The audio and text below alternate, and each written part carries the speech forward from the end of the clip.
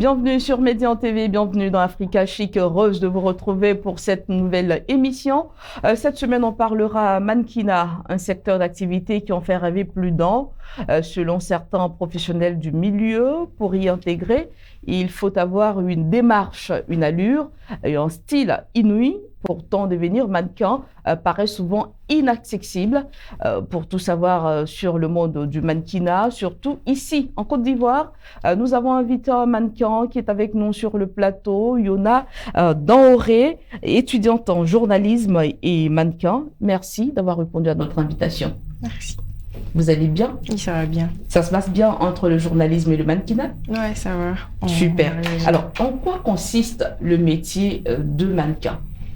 Alors, le métier de mannequin consiste à mettre en valeur la tenue des designers, que ce soit sur un podium ou sur un set pour les shootings photos, la publicité, les magazines et autres. D'accord.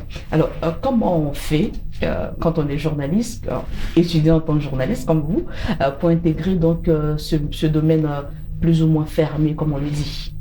Déjà, c'est assez sélectif, comme vous l'avez dit, mais ça se fait sur casting.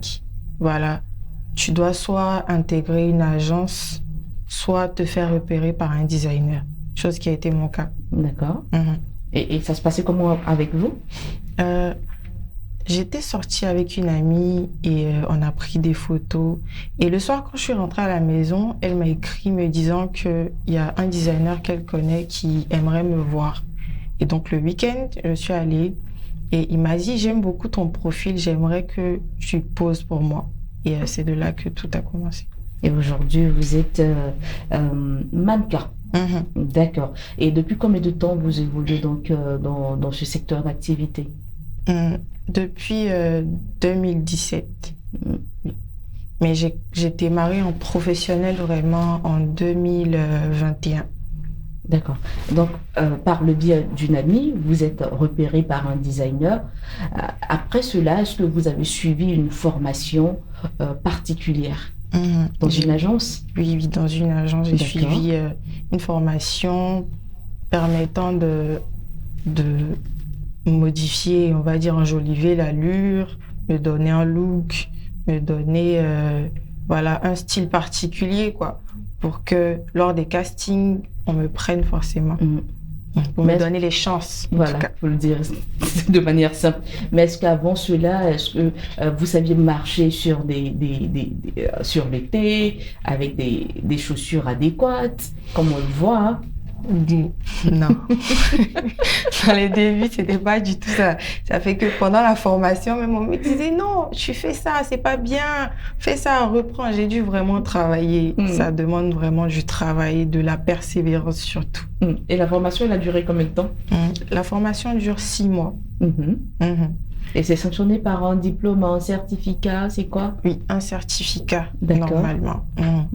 Alors, quand ce designer décide de travailler avec vous, la première des choses pour vous, c'était quoi? D'abord, il a décidé de me former. D'accord. Avant de commencer. De vous donner vraiment votre chance. Ok. Et donc, c'est lui, c'est par son biais que vous avez suivi donc la formation dont on parlait tout à l'heure. D'accord. Alors, Yona, avant de poursuivre, il est de coutume chez nous de voir un reportage sur soit un défilé ou une création, on va dire, africaine. Aujourd'hui, nous nous rendons dans le Haut-Sassandra où il y a eu une Fashion Week. On voit cela avec nos reporters et on revient.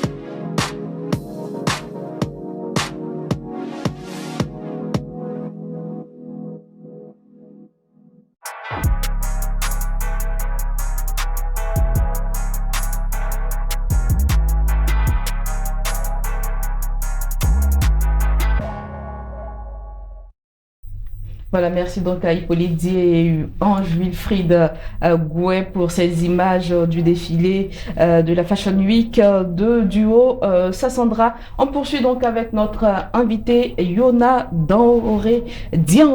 Voilà, autant pour moi. Alors, Yona, quand on est détecté donc par le premier designer pour qui vous avez travaillé, est-ce que avant cela, vous avez pensé être mannequin un jour? Non, pas vraiment. Pas vraiment. J'aurais jamais imaginé. Mais par contre, j'aimais bien.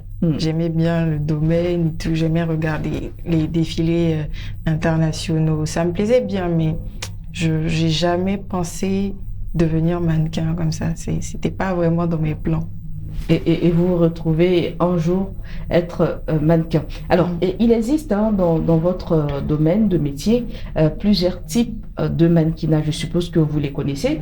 Il y a le mannequinat mode, le mannequinat lingerie, le mannequinat commercial, le mannequinat fitness, le mannequinat corporel. Alors, vous, dans quel registre vous vous inscrivez?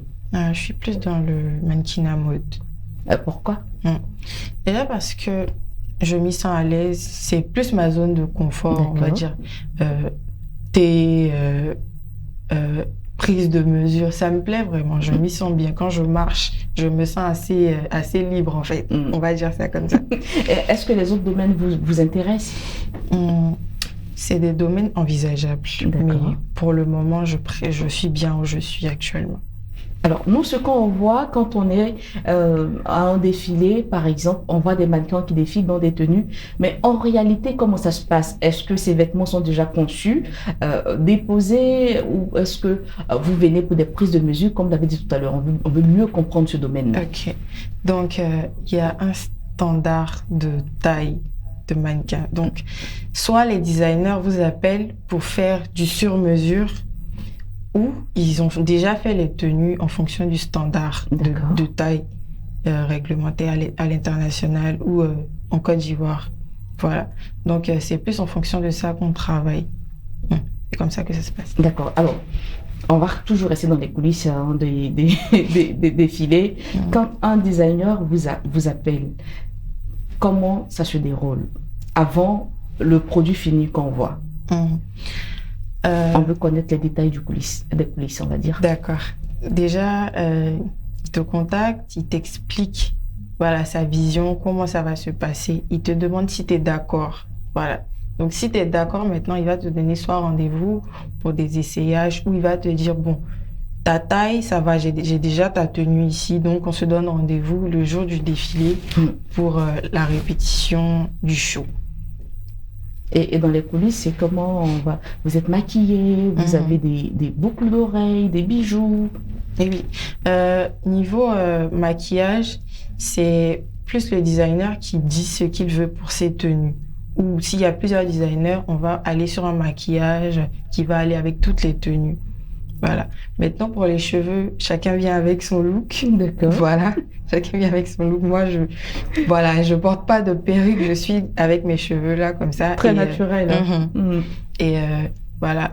Ceux qui mettent des extensions, voilà, ils vont s'occuper de ça, de leurs cheveux en fonction des designers encore. Et faire leurs cheveux en fonction aussi de la tenue. Parlez-nous de votre premier grand défilé. C'était comment, à quelle occasion, c'était quand? Mon premier grand défilé, c'est vraiment quelque chose d'inoubliable pour moi parce que, comme j'ai dit, j'ai commencé en professionnel en 2020-2021. Et c'était lors du concert de Fally à Abidjan. Et son titre, c'est Mannequin. Voilà. Et il dit qu'il avait besoin des filles pour défiler. Voilà. Et aussi, il a fait appel à un designer pour nous habiller. Et pendant qu'il chantait, nous, on marchait. Tout, c'était vraiment incroyable. D'accord. Alors, Yoda, je suis tentée de demander, est-ce que vous êtes déjà arrivé de faire un faux pas sur la scène? Oui, mais avec la formation, on rattrape vite les choses. Alors, on rattrape ça comment? Quand on trébuche, par exemple, on voit des mannequins trébucher, ils tombaient carrément sur le thé. Bon, on nous enseigne des techniques pour rattraper ça. D'accord. Voilà, c'est vraiment quand tu t'oublies que tu tombes. Sinon, on nous montre des techniques, comment vraiment saisir le sol avec le pied pour prévoir la chute. Mais on peut être pris par un petit moment de trac, n'est-ce pas? Ça arrive. Oui, ça arrive, c'est tout à fait normal, mais on se rattrape quand même. Et quand il arrive que malgré toutes ces techniques-là, on chute. En fait, comment pour rattraper quand on est déjà au sol? Si tu es déjà au sol, tu poses au sol. Voilà, pour que ça aille dans le show. Voilà.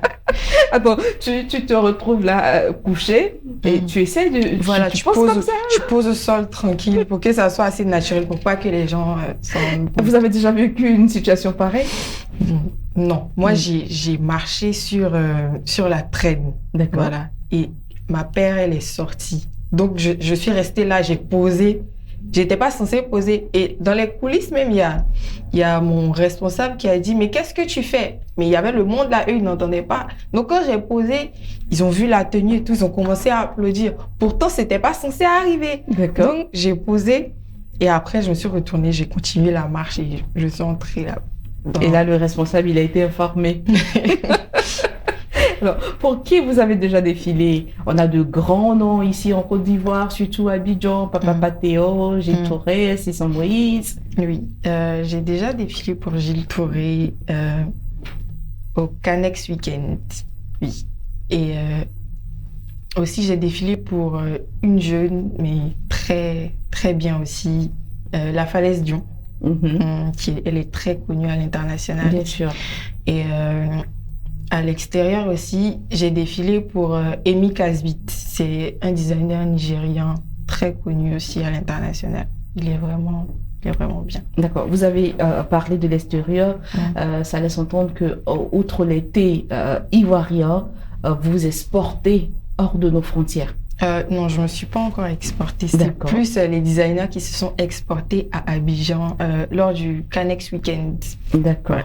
D'accord.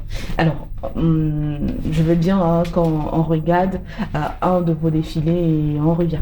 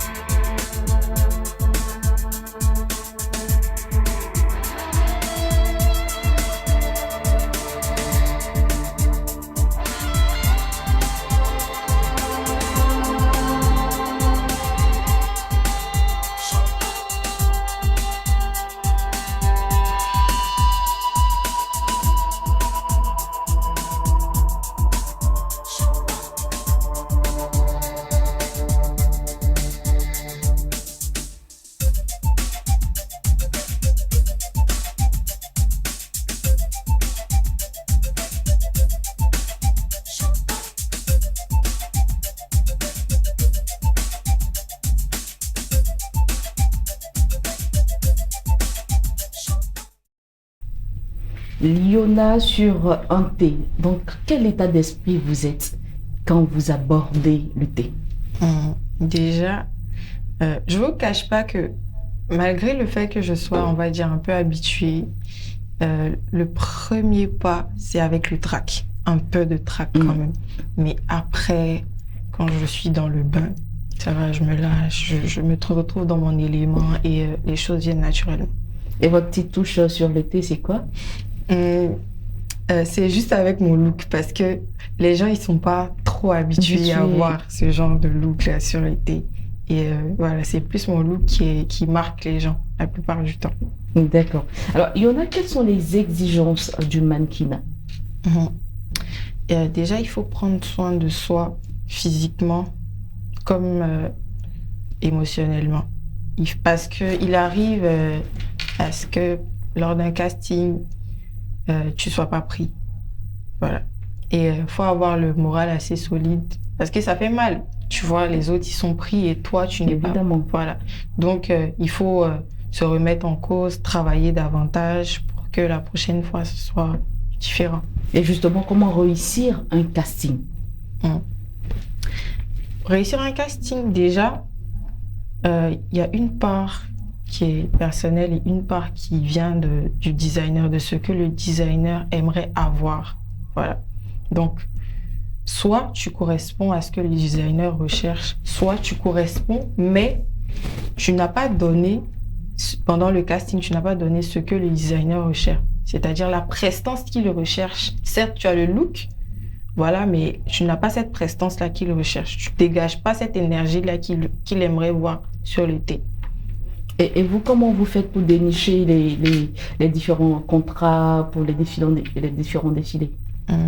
Bon, soit c'est par voie de casting, soit c'est, comme j'ai dit là, il faut vraiment entretenir le physique, il faut prendre soin de son compte Instagram, de son compte Facebook, de ses réseaux sociaux, pour que là-bas aussi les gens puissent t'écrire et te dire « Ouais, j'aime beaucoup tes photos, j'aimerais que tu travailles pour moi ». Outre les défilés, hein, vous êtes aussi mannequin en photo. Et récemment, vous travaillez sur un projet. Comment était la collaboration? Comment ces personnes ont pu vous contacter? Déjà, comme j'ai dit, c'est sur Instagram qu'ils m'ont écrit, ils m'ont dit, voilà, on aime beaucoup votre profil et on a une nouvelle campagne sur laquelle on aimerait vous avoir. Et c'est comme ça que c'est parti. Tout est parti. Alors, dans le milieu du mannequinat, on parle souvent de vices. Est-ce que ces vices existent réellement? Si oui, lesquels? Oui, comme dans tout autre domaine, parce que moi, je n'aime pas mettre le mannequinat à part et dire ouais, là-bas, c'est pas bon. Mais ça existe aussi, hein, comme partout, voilà. Mais il faut avoir une vision, il faut savoir où tu veux aller et en fonction de cette vision-là, tu réagis. Est-ce que tu as un modèle, Yona, à qui tu aimerais ressembler, par exemple? Quelqu'un qui t'inspire? C'est un mannequin sénégalais qui a été, par son profil, elle a été appelée à l'international, elle vit là-bas maintenant. Elle s'appelle Mam Antawad. Voilà, elle était au Sénégal et ils l'ont dénichée là-bas. Aujourd'hui, elle fait plein de pubs, elle est sur l'été à Paris, à New York, un peu partout. Vraiment, on a le même look et elle m'inspire beaucoup dans tout ce que je fais. Donc c'est d'elle que vient on va dire, ton look? Non, pas vraiment. Pas du tout. Pas vraiment, mais je me suis reconnue en elle. C'est plus ça. Mais pourquoi on va décider de garder les cheveux courts alors que là, on est habitué à voir les mannequins avec les extensions? Bon, c'était pas vraiment prévu. D'accord. Voilà. Quand j'ai eu le BEPC, voilà, j'avais des locks. Voilà. Donc, quand on m'a orientée, l'école a dit qu'ils n'acceptaient pas tout ce qui n'était pas naturel. Voilà. Donc, je peux garder mes cheveux, mais pas rajouter quelque chose d'autre. J'ai dit, OK, il n'y a pas de souci. Et il y a ma maman qui a dit, tu sais quoi, on va essayer un truc. Tu vas te couper les cheveux et on va te mettre de la teinture. Voilà. Pour terminer les vacances. Et on a fait ça. Donc, pour aller à l'école, maintenant, c'était pas possible que j'aille avec la teinture. Donc, j'ai coupé ce qui dépassait et je suis allée à l'école. Donc, j'avais encore beaucoup de cheveux. Donc, après ça, 2-3 mois, maman dit, OK, on va essayer un nouveau truc. On enlève tout et on va voir ce que ça donne. Quand on a enlevé, j'aimais bien, je trouvais que ça m'allait et les autres disaient ça aussi, donc j'ai gardé. C'est comme ça. D'accord. Alors, Yona, comment vivent les mannequins en Côte d'Ivoire? Quelle est la situation des mannequins en Côte d'Ivoire?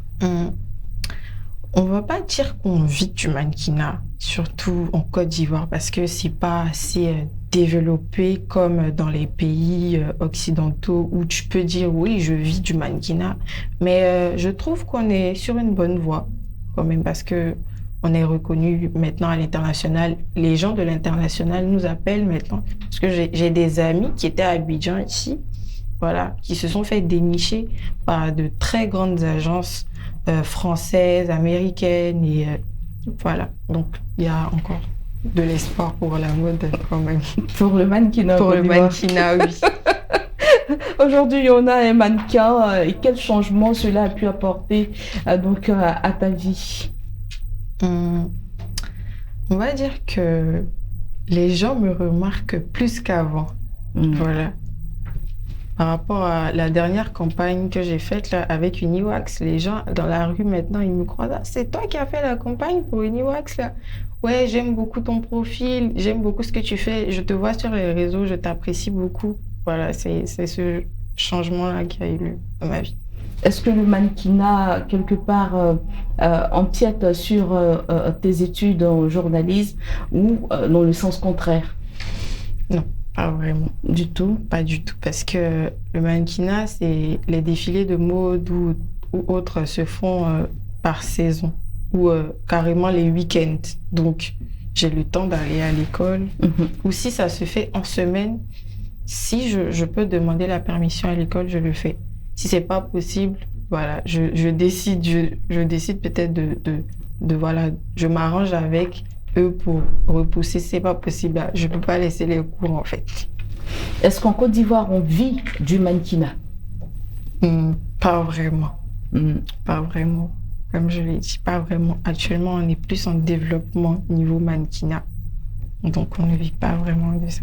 C'est certes une passion, mais à côté, il faut développer une autre activité pour pouvoir s'en sortir. Effectivement. D'accord. Alors, quels sont les objectifs que Yona aimerait atteindre? J'aimerais moi aussi aller à l'international, voilà, poser pour des grandes marques comme Dior, Chanel et tout. Ça sera vraiment, c'est un de mes objectifs majeurs. Et au plan local? Au plan local, on va dire, j'ai fait un peu le tour des designers ivoiriens, mais quand même, j'aimerais encore faire plus de pubs pour les marques et les magazines locaux. Plus. D'accord. Alors, Yona, on va dire un dernier mot avant de se quitter. Je vais dire de suivre sa passion, voilà, parce que certes, je ne m'en doutais pas, hein, mais quand même, ça n'a pas été facile et j'ai suivi ce que j'aimais, voilà, et on va dire que ça me réussit quand même. D'accord. En tout cas, merci Yona Dianré d'être passée sur le plateau d'Africa Chic et bon vent pour la suite de votre carrière. Merci. Voilà, vous l'avez compris, hein, c'est la fin de cette émission. Merci à tous nos téléspectateurs. Merci à l'équipe en régie. On se retrouve la semaine prochaine pour notre numéro. D'ici là, portez-vous bien.